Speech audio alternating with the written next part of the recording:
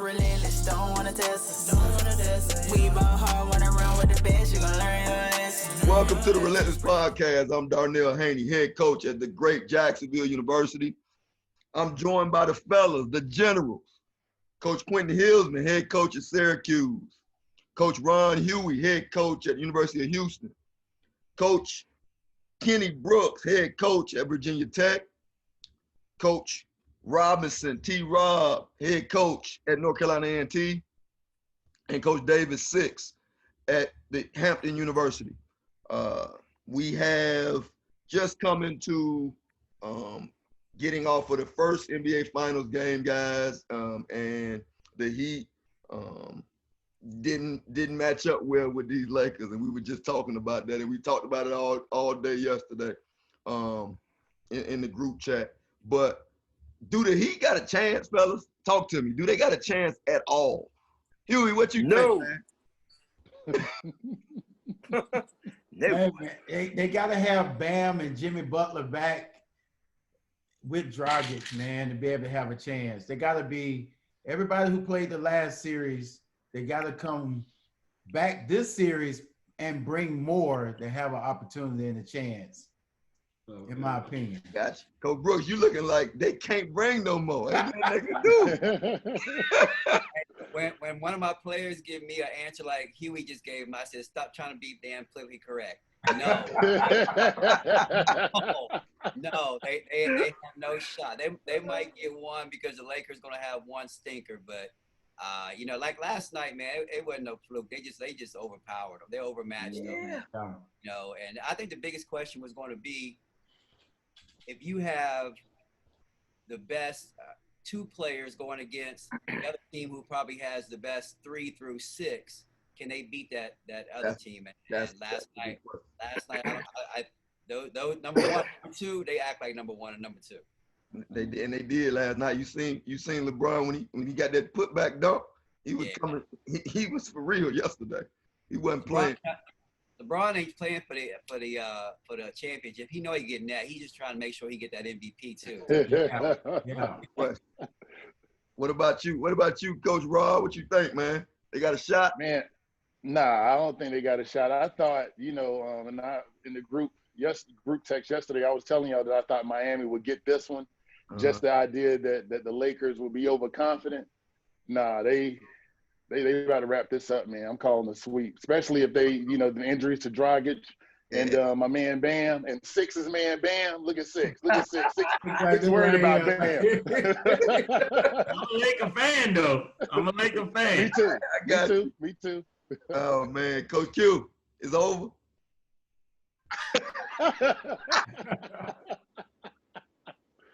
Come on, man. Listen, if I could screenshot the emojis and stuff I sent y'all last night, I would just send that back. And you know where I stand. This is over, man. Alonzo Mourning and Dwayne Wade ain't walking through that door. I forgot who had that little analogy, man. This is over, man. They can't. I just think that going through these things and being deep in the tournament, and I will never, man, forget this, man. When we started making a little run, I always believe in, you gotta have a good 5, a good 6, man. Players 8, 9, and 10 win championships, man. Because everybody 1 through 6, 1 through 7. Think about y'all leagues. Everybody 1 through 6, 1 through 7 are pretty good players, right?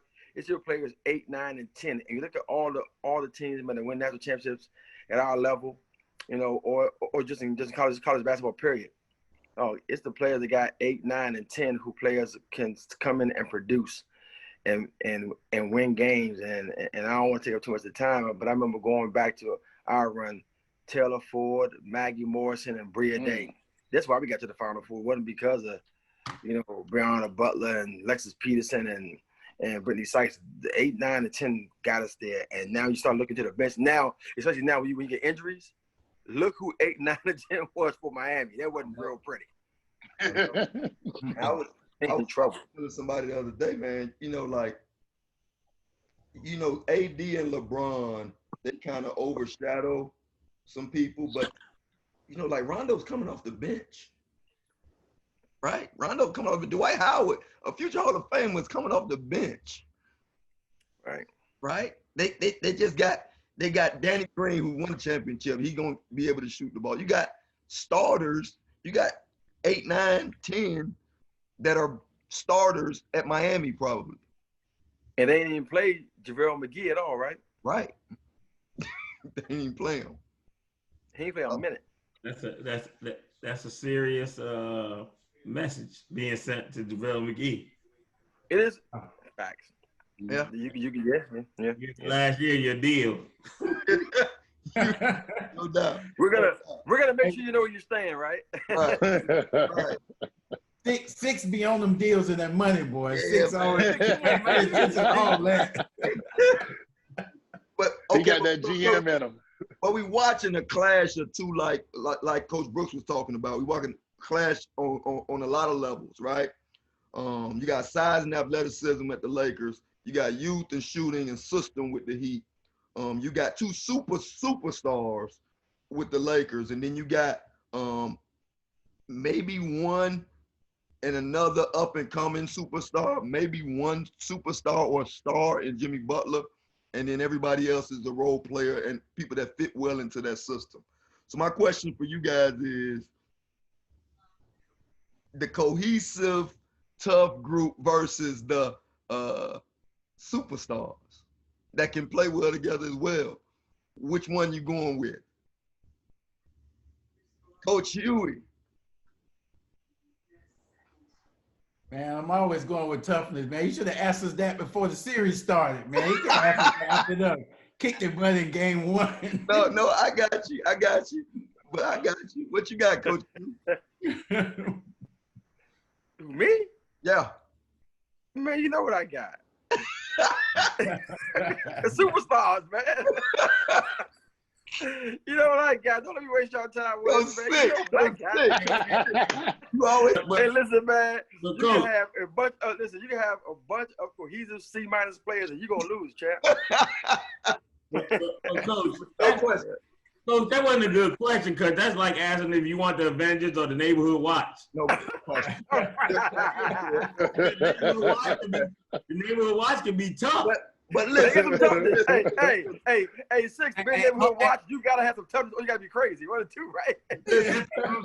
Watch. Go ahead. Go. Hey, we got to rewind and just take a minute to see what Six just said. Say that again, Six. It's like taking the Avengers or the Neighborhood Watch.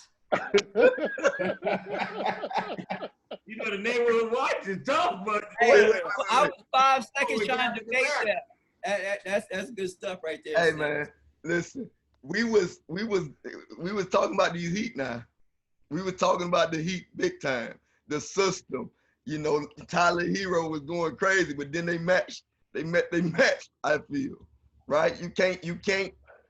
There's nothing they can do. Nothing. And plus they hurt. You know what? This series is like I don't know. I don't remember which year it was. Remember the Pistons played the Lakers, and the Lakers had Kobe. Yeah. And the Pistons had just the cohesiveness. But the difference was the Pistons, they were at a different stage in their careers. Those guys were tough. You had Chauncey Billups. You had Rip. You had Ben Wallace. You had all those guys. Yeah. They were tough, but they were older and they were further along in their careers. Then Bam. You know, who's going to learn a lot? Tyler Hero, who's going to learn a lot. Yeah, he gonna learn a lot, all right. He going to learn a lot. Hey, he going to learn a lot. But it's a lot like that because the Lakers had the best 2 players in the world, and they had some better players. I think Karl Malone was on that team, but but the Pistons, they overcome that because of their strength, their experience. Right, because they had Karl Malone and Gary Payton on that team, right? Yeah. That team. Yeah. That was an ugly Laker team. That was an ugly Laker team. I heard. Now that I remember that group, and I remember that Pistons team, and they could win games. Games would be in the 80s. I ain't seeing no NBA games too much in the 80s no more. Nah. I ain't seeing it, right? And I don't know if those Pistons, and I don't like to switch eras. I don't know if those Pistons can keep up. Like I was in a conversation with my dad. I was just talking to him, and he was like, yeah, back in the day, I showed him the scores from the Warriors when they was winning and beating San Antonio, and beating all them teams, the Warriors was scoring 130, 120, 125, 130. Like you can't, there's no way that you're gonna be able to score with them. And if you can't stop, if you do stop them, you stopping them and they scoring 100.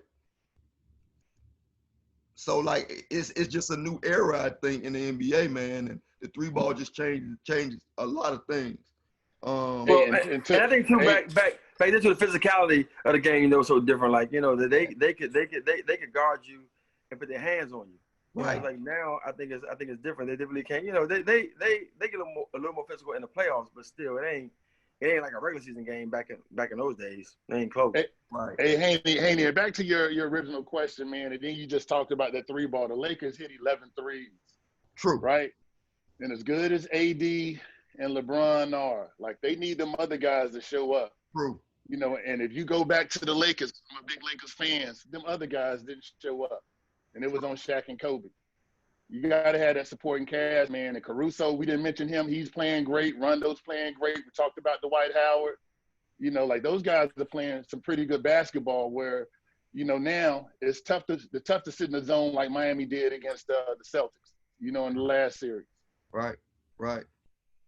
It's exactly right. And Coach Six, you talked about something we always talk about, man. Just styles make fights too, right? Yeah.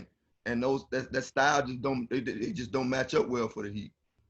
No, the Lakers are big and long and athletic, so they running those people off the line.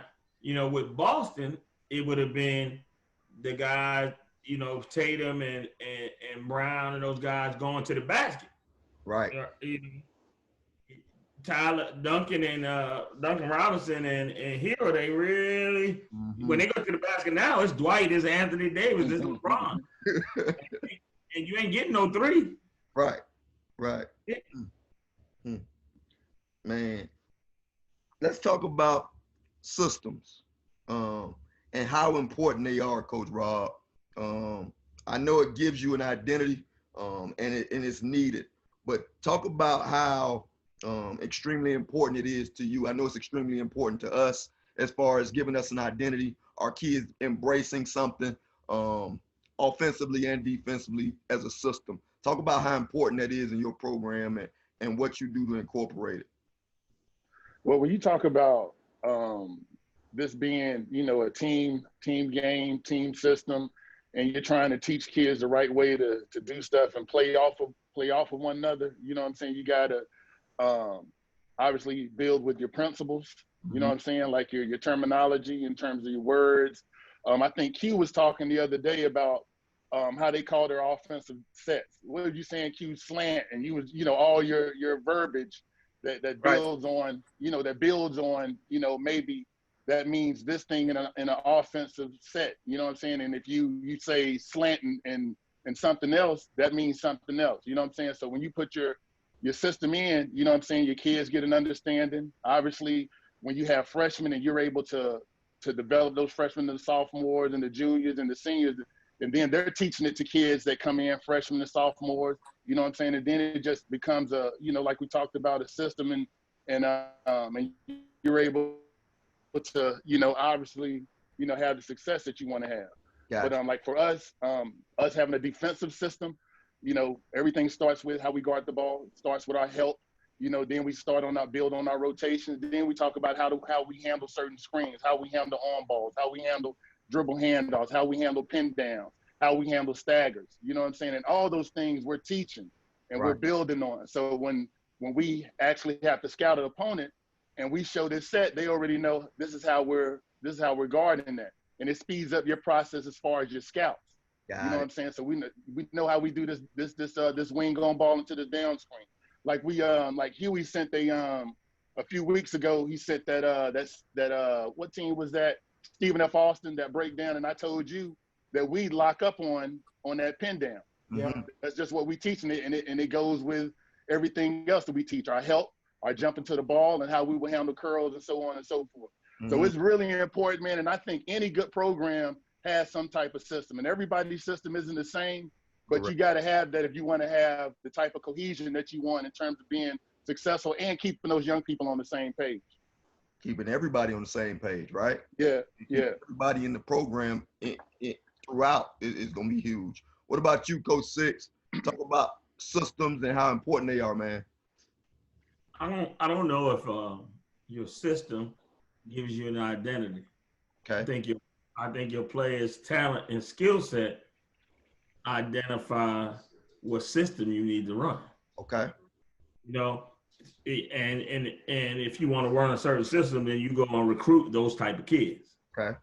But for instance, you know, you can rotate on defense, lock up, whatever you want to do. But when you run those teams that play 5-man out, they trying to shoot a 3. So now all of a sudden you got to change your system and tell your kids, hey, look, don't help. Don't help. Don't help because that's what they want you to do. Right. Now, just like last night with the Lakers, hey, make them go to the basket. Make them go to the basket. So I don't necessarily know that a system gives you an identity. I think your player's skill set, their talent, and then you say, okay, this is what I have. This is how I'm going to play, and this is what I need to do.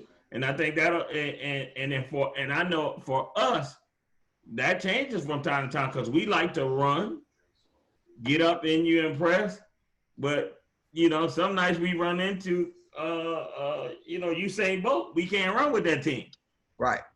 Now we got to slow it down. Now we got to do something different.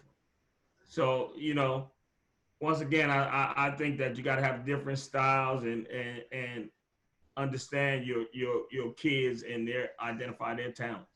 Now you talked about that a little bit, Coach Brooks, a couple weeks ago. How you had to, you had 2 different post players. You had one that was more of a perimeter oriented kid, and then you have the one Kitley now that you have that you want to get the ball inside to her a little bit more. Kenny ain't throwing the ball to that kid, man. Every time. No, you're not. So when talking about that 6'5" shooting guard he got. Right. Yeah, he's not throwing the ball to nobody. He get the ball for the first 2 games. So when you're going about this, and an example is Kitley, you want her to be able to do a lot more, right? As she gets older. So is that fitting into what you really want to do with her, or what? Or you just want to be able to change it up? I kind of will combine what T-Rob and Six just said. Like what everybody's got to be on the same page.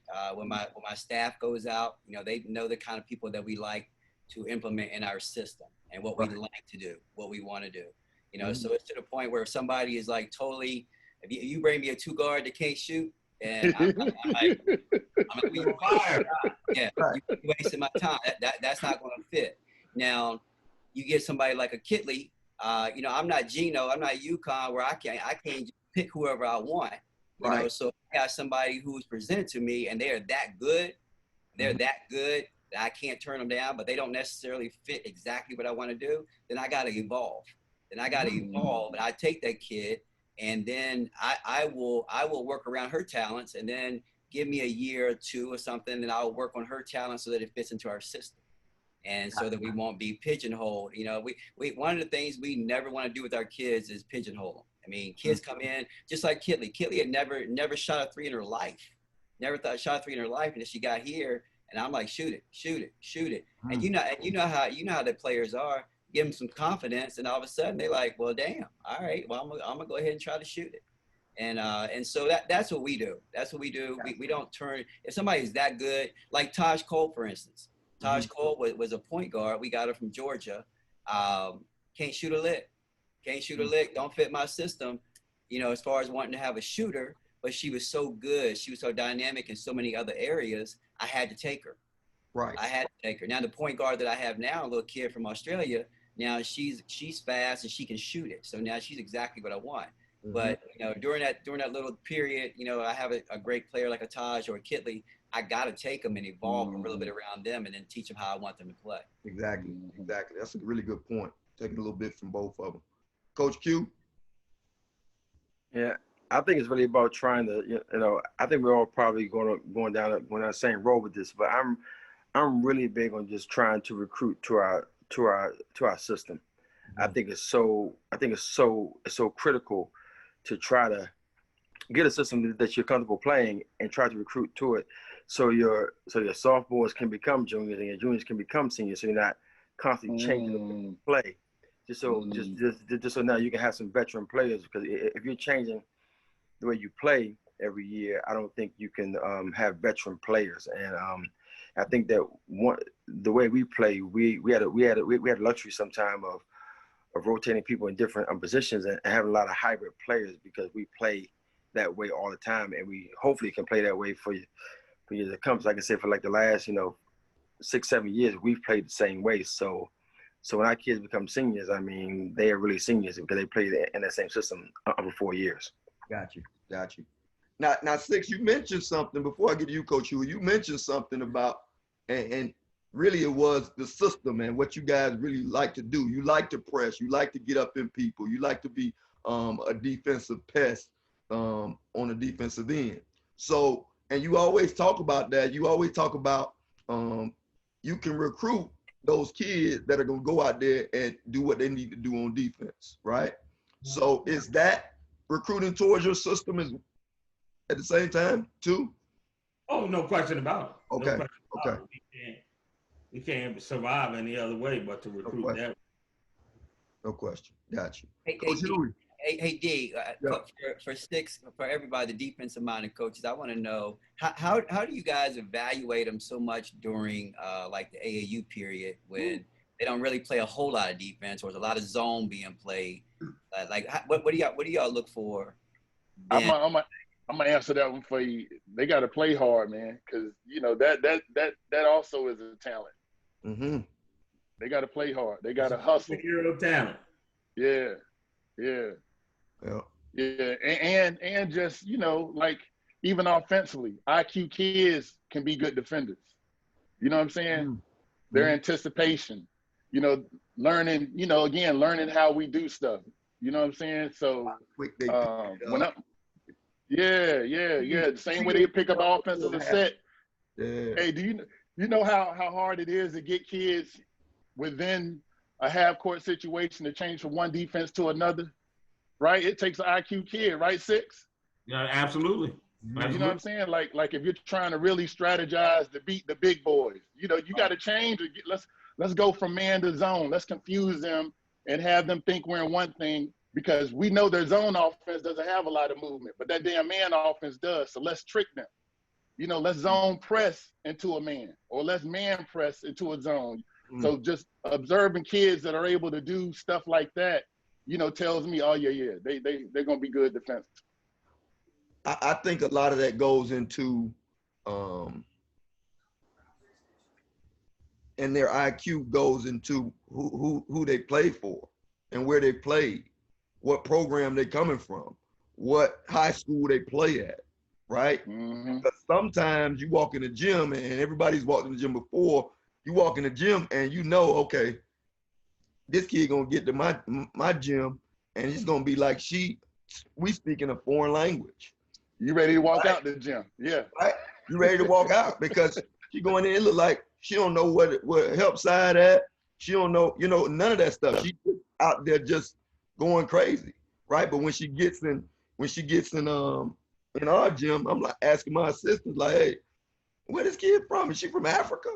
Like, she don't speak English, right? You know what I mean? So I'm like, it's just, I think a lot of it has to do with, and that IQ is built based on, are they taught well, right? And what so you saying it's a skill and not a talent? Talk to me, D. I do. I am saying it's a skill, and I think being if a kid is coming from a good program that actually may do a scouting report, that does have training, that does shoot the ball, that does really, really care about their program, I think you're going to get a more advanced kid than you would from another place, I think. And I might be wrong.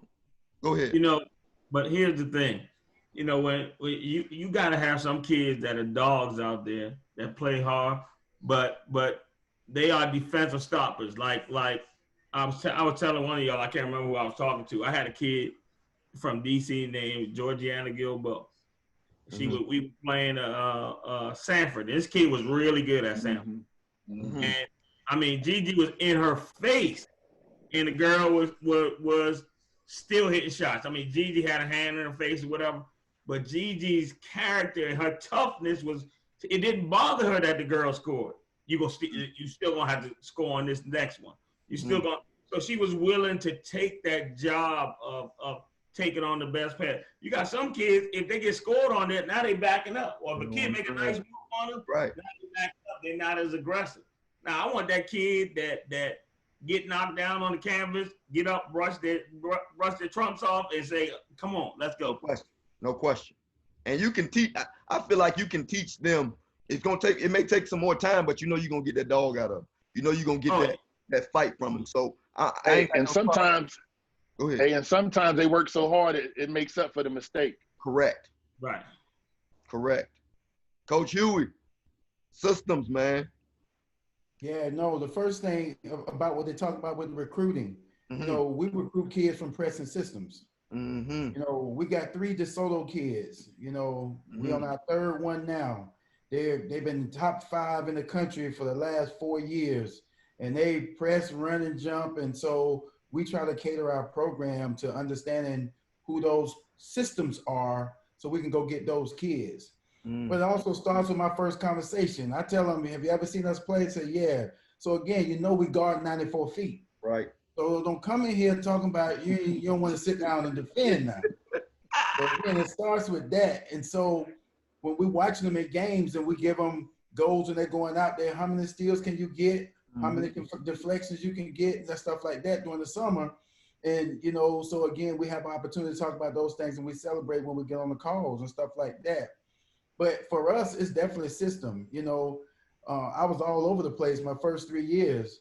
You know, then once we got to the system, like T. Rod was talking about, and that's how we do all the time. You know, again, we played QNM this past year, and we just went with what our system said when we got to the point where we couldn't guard the ball screen because they was beating the ice, because they was rescreening it. My girls was trying to slide on it, then they was making a 3, then we tried to get over. That's just your night.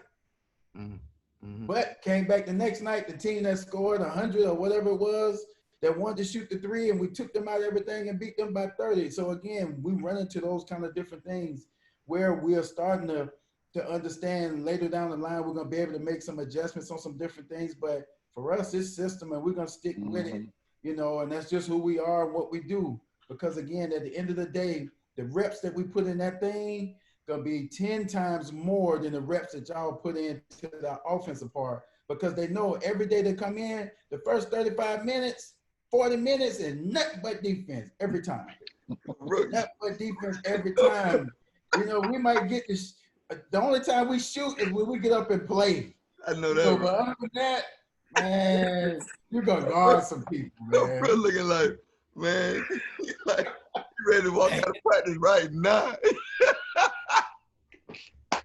Kenny over there stretching. You see Kenny? I'm out of this joint, man. You gonna pick up Coach Brooks be there in the portal, man. He ended up at Houston. Coach Brooks be in the portal.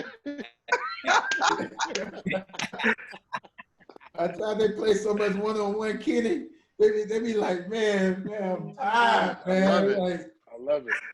Hey, man, I love it. I love it too. Hey, but Coach, now you ain't changing the way you play either. Like, you adjusting, right? So you have your system, but when you going to play somebody that we going to play Syracuse, we need to adjust. That's going to be part of our system. Like, you're going to have a zone in your system because there's going to be a time where you're going to have to go to it, right?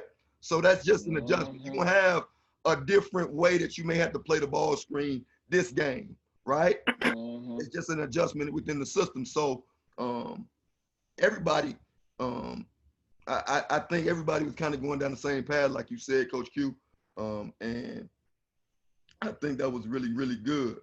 We've gotten to a point in our workouts where people are beginning to separate themselves. I don't know about you guys. And the separation is occurring, and the people in our program that are starting to separate themselves, the number one thing they're doing that's separating them is they're applying instruction, right? So you give them instruction and they apply it. You got some that you giving them instruction and they not they not applying it, and it's putting them lower and lower on the spectrum, right? They busting their butts every day, and they competitive. Those are the ones that are kind of setting themselves apart with us. Coach Brooks, how does a young woman coming into your program, a freshman or whatever the case may be, how do they separate themselves in a time like now? For me, it's all about trust and learning how to trust a kid. You know, you can go out into practice and you can be over 10 a day in practice, but I'm going to play you the next day built on the trust that you've given me day in, day out in practice. Do you do the little things? I tell them all the time that big stuff don't impress me. I say, you want to impress me, do the little things. You know, if I tell you a little intricacy and and like you said, you listen to it and you carry it over.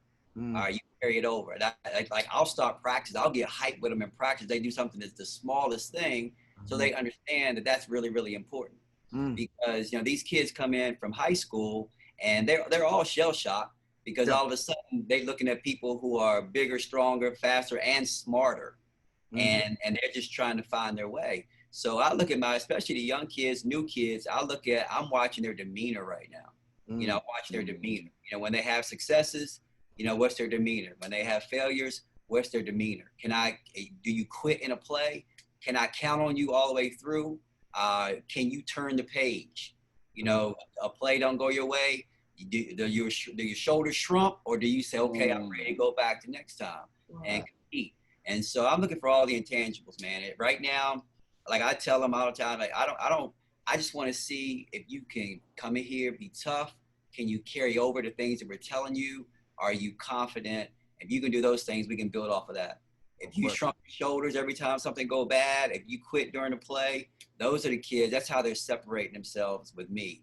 And like you said, you know, we get to that point right now, we can see it.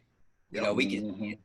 And I think sometimes it hurts their feelings. I tell them, this ain't AAU. You ain't paying no money to be on this team. This ain't the rec. This ain't the Y. You're not guaranteed to play. I love it. So it's something when they get and they don't switch over and get on that team that you're really looking at. All right, if they being like a little scout person, all right, they know they got to change something. Hey, you done put them on. Hey. You got drink. They working on shit that ain't y'all system. Exactly. Coach Six, man, what you got? Talk about separation with you. That separation with me comes with early on. You got to give them that Mars Day talk. You got to have somebody bring you a mirror. You got to hold it in front of them and say, what do you see? If they say they see Beyonce, you got a problem. That's the truth right there. If they say they see, listen, I had a kid on my team named Kiara Vaughn. I should tell her 3 years. I should call him Freakily. I should say, Freakily, you're not in the park. You know, she thinks she is this way. Look, just play this way and you're going to be okay. Yeah. But she saw herself as Beyonce. So we had a problem. When she played the way I needed her to play, she wasn't playing it. She wasn't playing it. So my thing is, I got to identify first. Who you looking at in the mirror? We need to be saying the same thing before you play. Now you asking them before you telling them what you see. Right, exactly. You know, if you see yourself one way and I need something else, fundamentally we got a problem. No question. Right. Before we can go on, we got to identify who you are. Right. And once we identify who you are, then we can build on, and now you can start separating yourself because now you're doing what I need. But if you want to do what you think I need, that's a problem. So for me, it's no wiggle room. Right. So I need you to play this way because this is the way we can win. So I can't. If you Tito, you can't be Michael. It's the way it is. Right. That's a great point. That's a great point. Coach Q. Six. Right now, for us, honestly, man, we separate our players now by strength and conditioning. Mm. because you're at the point now where these kids start to give up or they start to break down. Yep. And that for me is big this time of year because we play so fast. We try to get them down the court and play fast, and now it's going to be who can get up and down the floor for 6, 7, 8 possessions in a row without fouling, without stopping pace. And like I say, now we're up to giving our strength coach about 45 minutes a day. Every day we get in the gym, our strength coach gets 45 minutes. So now they're really starting to do stuff that's starting to stress their body a little bit. And now we're starting to do a conditioning test 3 times a week, and we rate them. And we're like a football team, guys. We do a depth chart.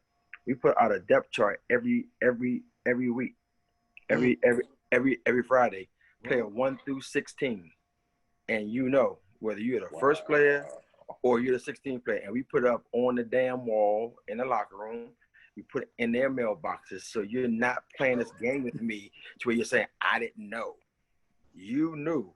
So we got players rated 1 through 16, even with our walk-on on there and our injured players at the bottom. Then we got a column for on-court performance, strength and conditioning, your motor, attitude.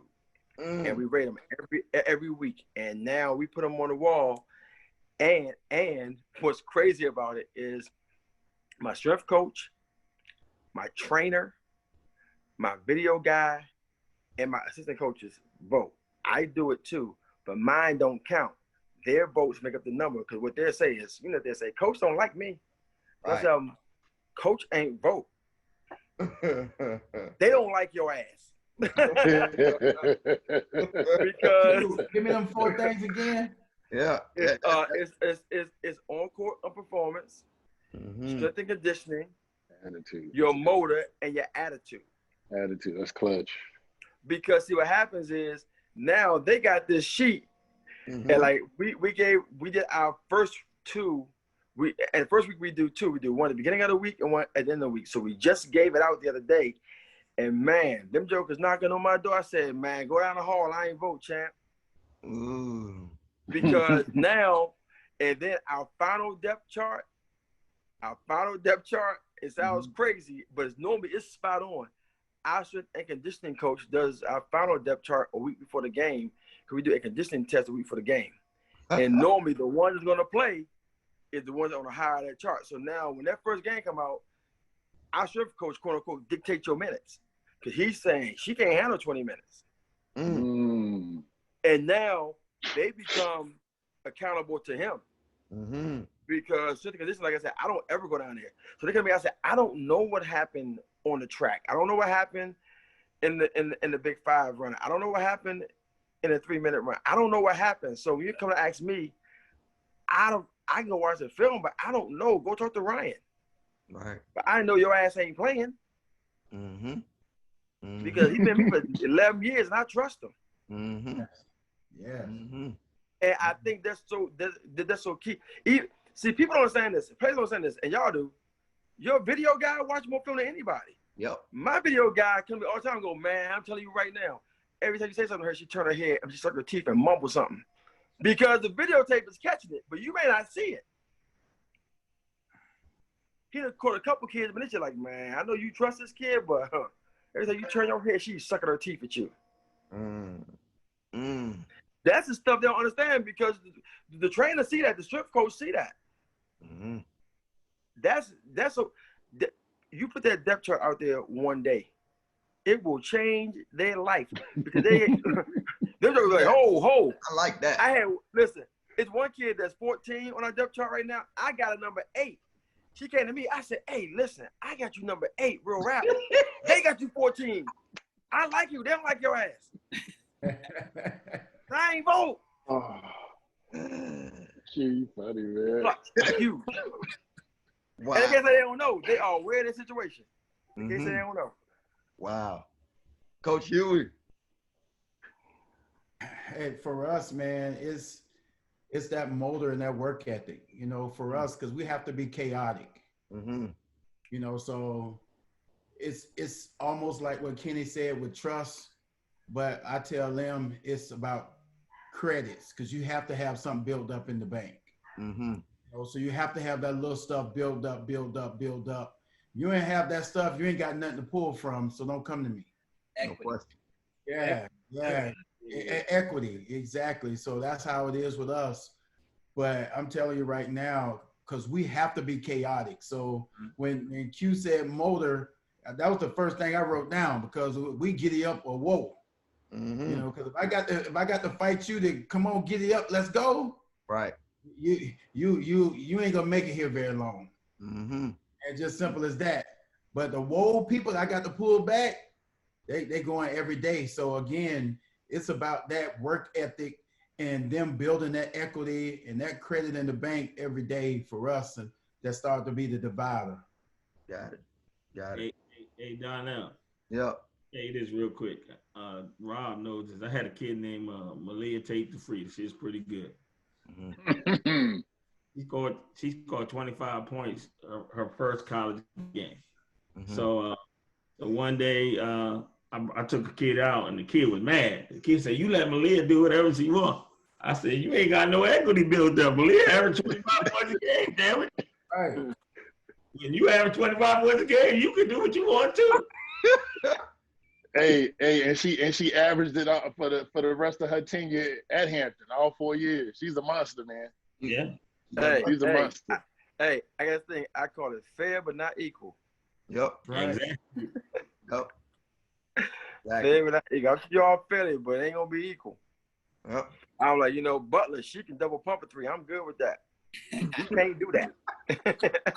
You can't do that because I don't trust you. I trust that's going in because she built that equity. No question. Well, I think that's going in. That's what it is. And I if she feel missed, good about and it, if she man. I missed feel that good one, the about it. next one's going in. Yeah, the I next feel good about it. Right. You know what the problem is too? Just like what Six said, sometimes they look in that mirror and they see Beyonce. Right. A lot of that is because their parents or the AAU coach telling them one thing, but you seeing it every day what they really are. No But question. then they go back to their dorm, to their apartment. They call home. They call the AAU coach, and then I've had AAU coaches call me and they said, "Look, you just gotta give her the bucket. Give her the ball. Tell everybody get out the way, and she'll go get you a bucket." This is Division One. This is Division Man, One college come on. basketball, bro. Come on, man. But you know what? These kids are believing that stuff sometimes, man. And like Q said, they want to be like, "Well, you don't like me." I tell my kids all the time, "I ain't your friend. Mm-hmm. I don't want to go to the club with you. I don't want Right. to go to the parties with y'all. So I'm gonna play who I think is going to help us win. All right, Right. and not I ain't your friend. I don't need to be your friend." Exactly. Hey, and to your question, D, and what Kenny just said, like we got 9 new kids, and I'm telling them, like, if you want to play, you just better fucking listen. Mm-hmm. Period. Mm-hmm. Like, you got to figure out the system. Now, fast forward, I got a Power 5 transfer going into her last year. I've had her for 3 years, and I had a conversation with her earlier this week. I said, "You haven't gotten better. I bet if we watch film where you transferred from, we got that same player." I said, "Because your problem is you're literally relying on your talent. You don't want to follow the system." And they're clashing, and that's why you look like shit. Like, if you learn the system, you're a talented person, learn the system, now your shit's finna be here because you know the system and you're already talented. You're not finna lose any sight because you're following the system. Your talent is your talent. Whatever God blessed you with is what they blessed you with. And these kids, sometimes when we get them, Six knows this, when we get them, they think that they're doing us a favor. And I'm the one to tell you, you better do it my way or you wasted your time coming here. Period. No question. You know what? You're not a player's coach because you tell the truth. See, they don't like you. Right. You damn right. It's the truth. You're not a player's coach. I heard it. You're not a player's coach. Why? 'Cause I'm telling you, you look like some shit. Yeah. You know what? I And yeah, look, whatever.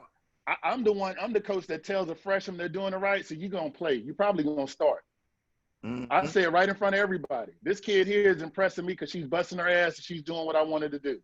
Yeah, sure. It's simple. Yeah. Hey, it's the Right. truth, right? Yeah. It's the truth. That's right. Yeah. Ain't Right. no discrimination or dislike here. I like women. No question. All right. So now let's talk football. We going football and basketball, men's and women's basketball, right? The rules have garnered toward the offense in a lot of ways. And I know you talked about this yesterday, Coach Brooks. So, and we get into games where every time, an example would be the two-shot foul on every, two-shot foul on every fifth foul in the quarter, right? So now if we get, we might try to take a charge, right? We try to take a charge and it's a block, or we get an offensive foul because we're being aggressive, or, we might be in the bonus at the 5-minute mark. So they shoot free throws the whole quarter, giving the offense more opportunities to score. Talk about, Coach Brooks, talk about why that's an evolvement piece for a lot of people in this, in the NBA and college basketball or whatever the case may be. I think it's because the game was getting muddied up, so to speak. Like scores were low. We talked about the Pistons back in 2004, and they couldn't play today because of the rules, the way the rules have changed. And for us, I can't remember which year it was when they put the point of emphasis on the hand check. And that I remember having discussions with the officials and the director of officials, and that's when I evolved. And I've always liked offense better, but I just felt like the game was geared towards the offense. The advantages were toward the offense. And it was a lot easier for me to try to take advantage of those situations because, you know how we do as old people. We always got there with our kids and we say, well, back in our day, we used to get a hand check. You couldn't go nowhere. And that's the way the game was. Now the game is, they don't want to impede progress. They want, to be able to move freely and flow. And so we try to take advantage of that. When we get into bonus, I teach my kids how to attack your aggressiveness. And just by going at your hip, as soon as you put your hands on me, we got shooters, and I got 80% free throw shooters. 2 years ago, we led the country in free throw shooting percentage. All right, so that was a part of my offense. Are we in the bonus? I would teach my kids. We had, just like we teach our kids to shoot, we teach our kids how to attack your hip, and natural reaction for defense, they're gonna put their hands on you, especially if you're aggressive. Boom, foul, we going to the free throw line. That's going to negate a little bit of that aggressiveness. So the rules are geared towards the offense, and that's what really has fueled me. I always liked offense better, but as a coach, when they started changing them rules, that's when I really start like locking in, hey, finding different methods to be able to score. Hey, look, man, you get an angle on her, you got to beat, she got to run. Hey, we all know the block and the charge in women's basketball, they always gonna call the block, so there it is, boom, we're coming in there where you get that position. So that's what we've done. We've evolved to the point, I've evolved as a coach to really just try to teach towards the methods of being able to score easily because of the rules. We've had, and this has happened to us a couple of different times. It happened again last year a couple of times. We're athletic, and we're bigger than a lot of the teams in the conference, more athletic than a lot of the teams in the conference. And we'll have situations to where, like, we're playing a certain team, and they'll run. You know how you have a rim runner? So your rim runner is running the rim. They'll have people sprint to half court, close their eyes, and get ready to take a charge on my rim runner, right? To get them in the bonus. So I have to teach. You got to make sure that you are aware that they're doing this. We showing this on film. They're trying to get to the free throw line and get you out the game. Our all-time leading rebounder got in foul trouble early in the game because they did that 2 times to him. Half court, standing there waiting. Boom, right? So now you losing she ended up being defensive player of the year. She should have been player of the year, but you losing your best player off of almost like fluky basketball, right? Fluky, flopping. Yeah. And I'm not going to say any names, but Q know exactly who I'm talking about. Probably the best post player in our league. I was And she just come down the court, thinking. and all of a sudden you do like this, boop, she fall down. You like, and they boom put her on the free throw line. Kenny, Like, Kenny, yo, when he said that, that's why I started smiling. I was just thinking about it. I mean, she don't need no help. And I'm like, Oh man. but you know what? She going to the line shooting too.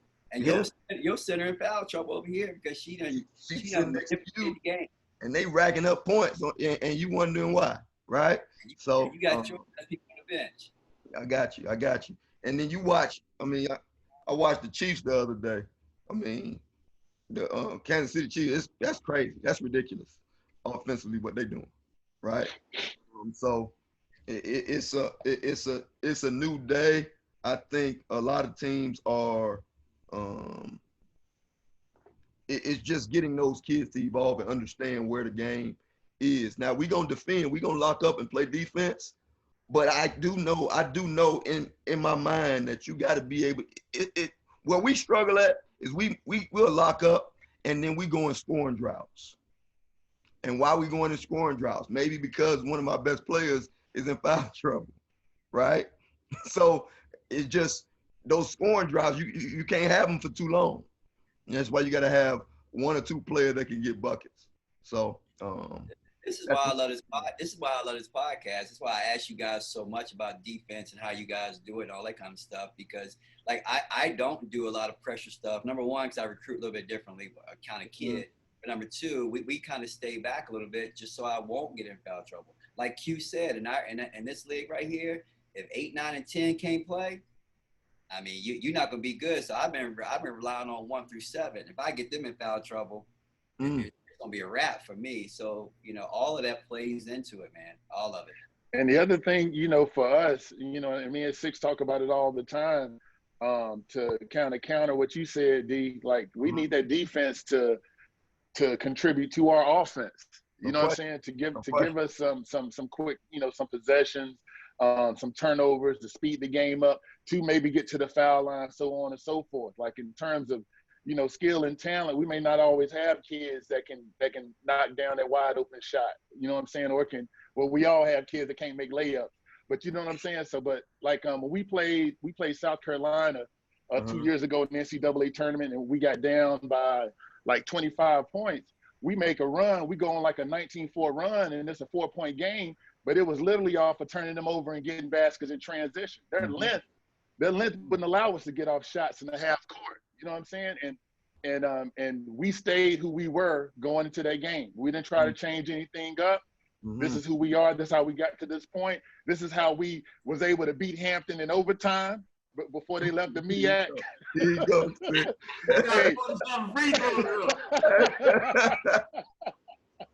So I'm sticking with it.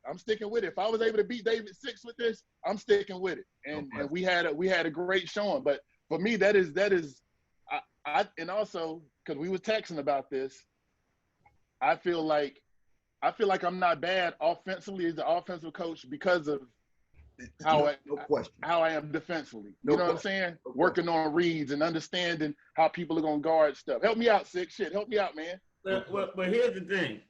Kenny had a kid named Gwaltney? Kenny? Oh shit, man. Yeah. Pro, another pro. So we getting ready to play Kenny.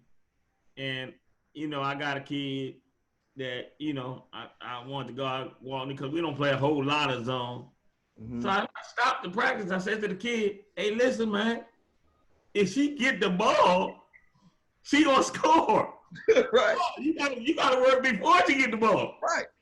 Once you get the ball, just like you said with the Chiefs, once the Chiefs get the ball, it's over. It's over.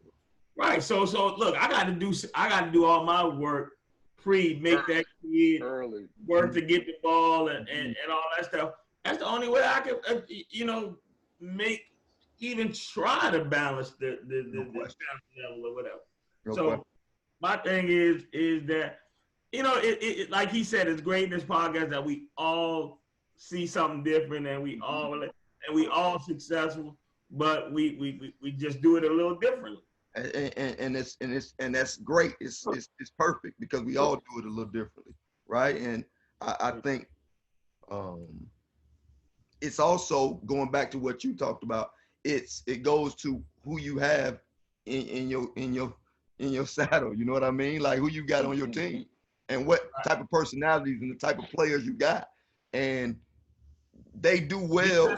My players play well in the open court. So we're gonna have to pressure and get some steals and do some things to get out in the open court and play ball. And I don't know too many teams outside of, you know, Coach Kenny Brooks's Virginia Tech Hokies that are really, really, really solid in the half court. Right? Like, you're not gonna get too many teams that are just like dynamite in the half court. You want to be able to score on those little intricacies. You might score on baseline out of bounds. You might score off steals. You might, because in the half court, everybody's practicing that, man. They practicing and know your stuff. They being able to do it. So I think for us, being able to get out and pressure and make some teams turn that ball over gives us some opportunities to go play ball and be free. Hey, and foul trouble is a part of it, man. If you're going to play man-to-man and you're going to pressure, that goes back to what Kenny and Q was saying. You got to have some depth, too. You got to be able to you got to have some more kids that can go in there and get the job done. But here's the thing. You can have like your best offensive player. Average, you know, Q's best offensive player might average 25 points a game. You know, 20 points a game or whatever the case may be.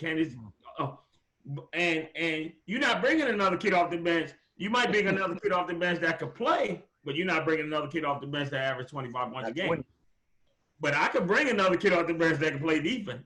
Oh, yeah, no doubt. If I make them play my system. You know, so I know, you know, 1 through 5, I might be good. Then like Kenny said, if I get in foul trouble, there's a drop off. But damn it, it better not be no drop off on the defensive end. Right. Because now we're gonna take a beat. I tell you how Q. This is how Q is so effective and what they do. His system on both ends. Like you can't tell if Q is more offensive minded or more defensive minded. Right?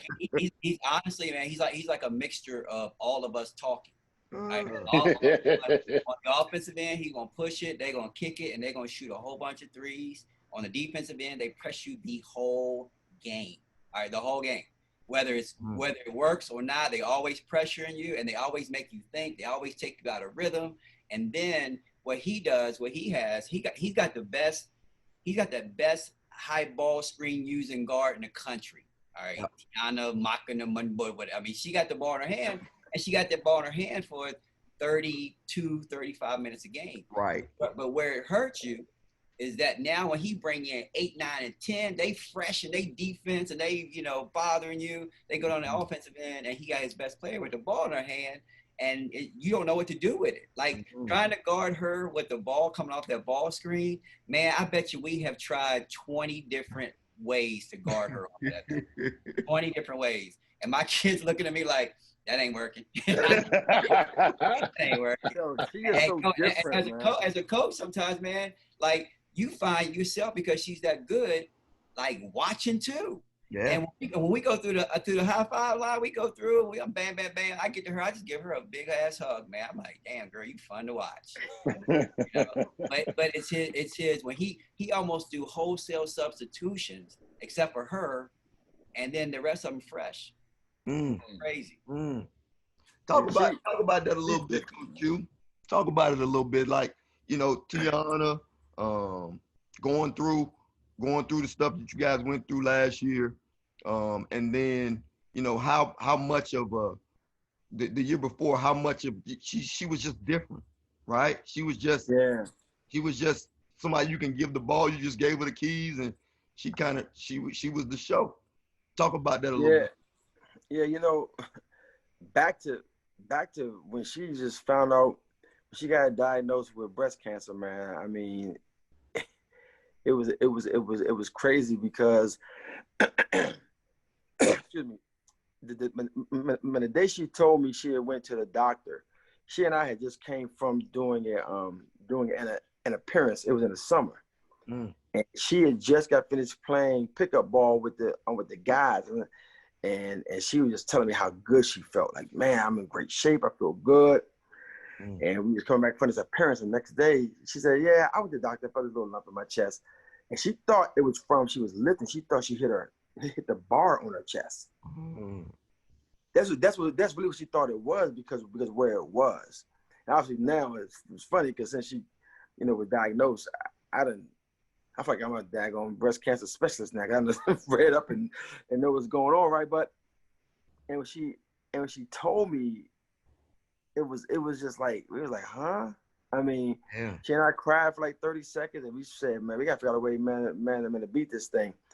And fast forward through it, man. Just playing that year without her was so hectic because we just couldn't figure out how to really get into our kill zones. And you realize how much a person with the ball in their hands can make.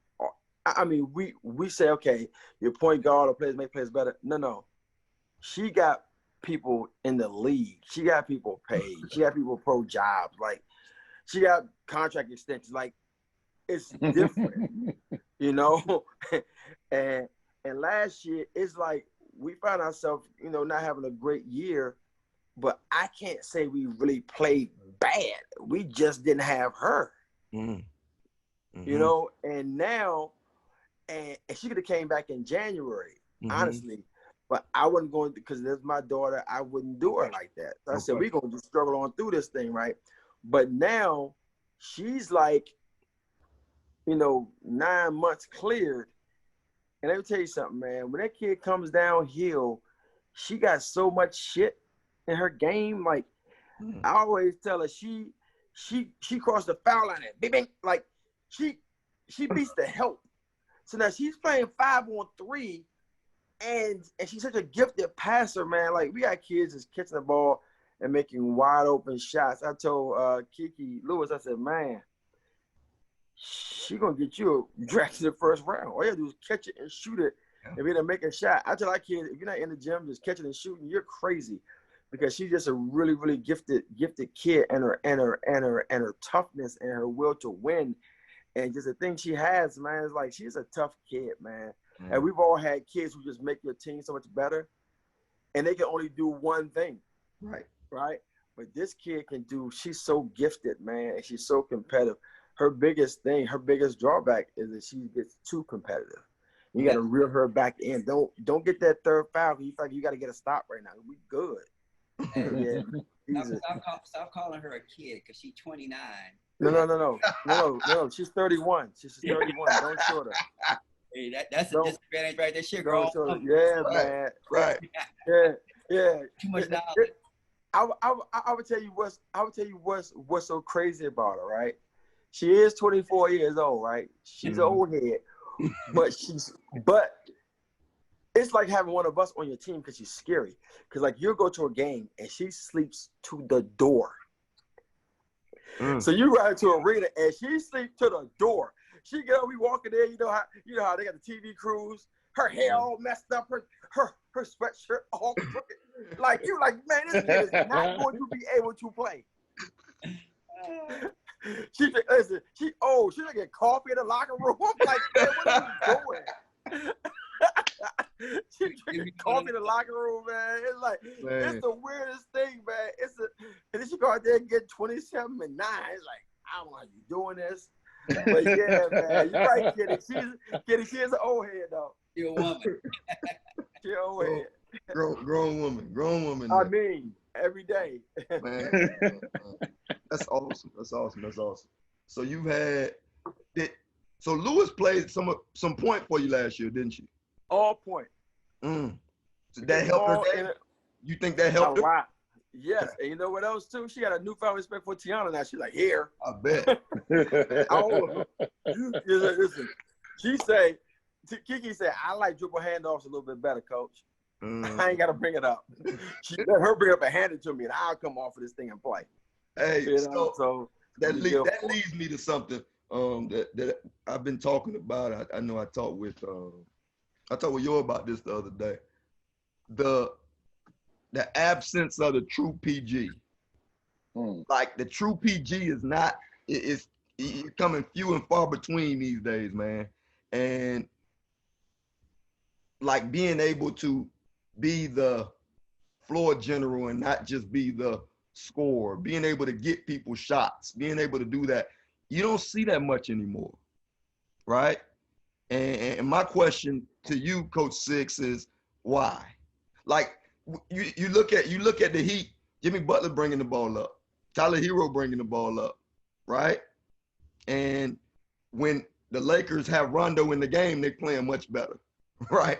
But talk to me about that, Coach Six. What do you see the game going to more of that combo guard, man? Is it a detriment to the game, or what do you think?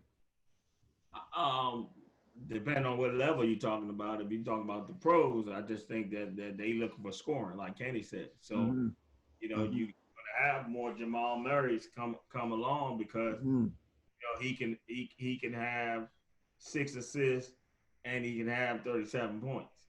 So I just think that the game is geared towards, there are no maestro set the table type of point guards out there anymore. You better be able to score. You better be able to score, or you can't survive. Now at our level, you know, maybe so, not as much so, but right, pro level definitely you got to have scoring point guard. Now, you know, Kyrie Irving, is he a point guard? No. No. I only brought up Kyrie Irving because he said some crazy stuff today. Man. I know. What's wrong with him, man? I don't know what's going on with that guy. Hey, AD, you know, the question should be, like, do we want the old school point guard? Is that what we recruiting? Is that what we want? Good point. So go ahead and answer that for me. No. And why? Why? Because it's just some great coaches that are going to scout. Like, if you're just a pass first point guard, we're going to play that. Right? We're going to make that game is going to be hell. You know what I'm saying? You got to be pretty freaking special. But Rob, you know as well as I do, when you don't have that, sometimes you got a psychopath driving your bus. No question. Yeah. Not if they're a bucket though. Yeah. You got a bucket coming. And they still going in there crazy. You like, because there's been plenty of times, and I know you've seen it, Rob. You like, you didn't see this kid. You didn't see a sniper wide open. Like, because they trying to get downhill and get to the rim. Like, they don't see. Look, guys. And Six knows this. You talking to someone that had those type of point guards for the last 3-4 years. I'm done with that. Look, where Hampton could be sitting in the damn free throw line and they running the set. They just following them across the court. Not what you say, Kenny, sitting in the damn bleachers. Right. Because they can't do nothing but drive. Yeah. I'm done with that. I'm done with that. I got you. So you ain't finna talk me. No. Coach Brooks, what you got? You know what? I've had both, man. I really have. I had Dawn Evans. Terrell knows Dawn Evans. 6'9". Oh, yeah, I do. And you know, that kid could dominate a game. I saw her drop 42 on UVA, 38 on Duke. I mean, she could come across half court and she's jacking it. She could shoot it. You know, she made us great. And I've seen her play some dominant games. I loved having her as a point guard. You know, score her. Kind of like what Q is going through now with Tiana. Right. You know, you put her in a high ball screen and you couldn't guard her. Go over the top, she go around it. You know, she could dish it. She did it all. But I also had a couple point guards. I had a point guard. I don't know if you played against her, Terrell, or not. Her name was Andre Benvenuto. She was cute. I remember her. Remember Andre Benvenuto? Yeah, you came to camps and you worked my camps when she was there. And that kid was a pass first point guard. Learned to shoot enough, but I mean, when I stand up to call a play, before I could get it out, she would call it because she knew exactly what I was thinking. She was setting people up, dropping dimes, whatever. She played one of the most dominating games I've ever seen in my life from a point guard spot. And we played against VCU at VCU, and they were pressed. They pressed us the whole game. Pressed us the whole game. She dominated that game with 2 points. All right, she had 2 points, 16 assists, and 1 turnover against a press. Against the press.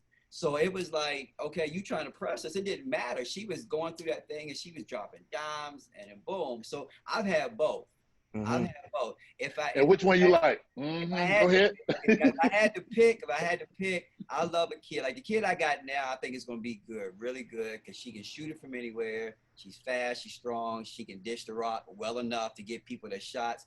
I would take the scoring one, the one who can score, because when you put the ball in that hand right there, you know, you don't have to make turnover. You don't have to make passes, and they can score. So I would take the scoring point guard. Space, man.